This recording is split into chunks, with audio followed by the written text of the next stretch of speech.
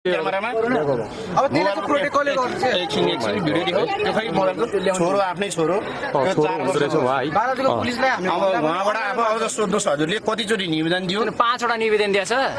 ज्यान मुद्दामा। अनि के भनेर हजुर के भनेर चौकीमा के भनेर आउँथे रे हामीलाई मार्थे भनेर हामीले निवेदन दिएको चौकीमै भन्थे मार्थे भनेर हजुरको बाबाले हैन हजुर त्यही पनि उहाँहरूको पुलिसले नलिएको के सिरियस सिरियस लिएर नेपाली कुरो जाँदा बिजी हो नेपाली कुरो आयो उहाँले त हामीलाई बचाएको एकचोटि अङ्गल हामीलाई हजुर के त भन्नुस् त चौकीमा जाँदाखेरि अब यो हाम्रो यही मान्छे हो भन्दाखेरि उहाँले यसरी मारेको हेर्नु त आज यो घटना घट्यो पनि हामी देखाउन सक्दैनौँ है यो अफिसबाट घर गइरहनु भएको यो मार्नीमा हात पक्रेको छ कान्छ ओइ नेपाली ग्रुपहरू छैन अनि प्रतीक्षा आचार्य हो उसको फ्यामिलीले के भन्छ भने अनि के रे रोजिना अनि उसको आमा उसको बाउ उसको भाइ बुझन अनि उसको घरको परिवारले के भनेछ भने सर है हजुर हजुर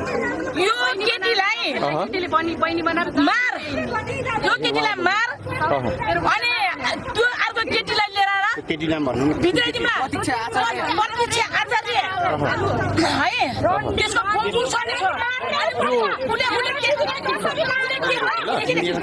के भनेछ भने यसलाई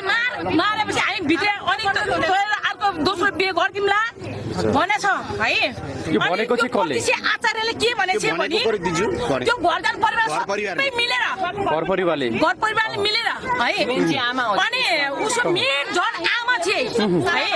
अनि त्यो प्रतिष्ठा आचार्यले के भनेछ भने यो हेर तेरो बुढीलाई मार अनि तेरो बुढीलाई मारेपछि जोकेपछि म तेरो घरमा भित्रिन आउँछु त्यसलाई नमारेसम्म म भित्रिन सक्दिनँ भनेछ उसको आमाले के भन्यो भने मर्द भनेको एकजना बुढी होइन दुई चारजना बुढी लिएर गर्छ भनेर भन्थ्यो कि उसको आमाले अब यो छामाको आज उहाँलाई बोक्दाखेरि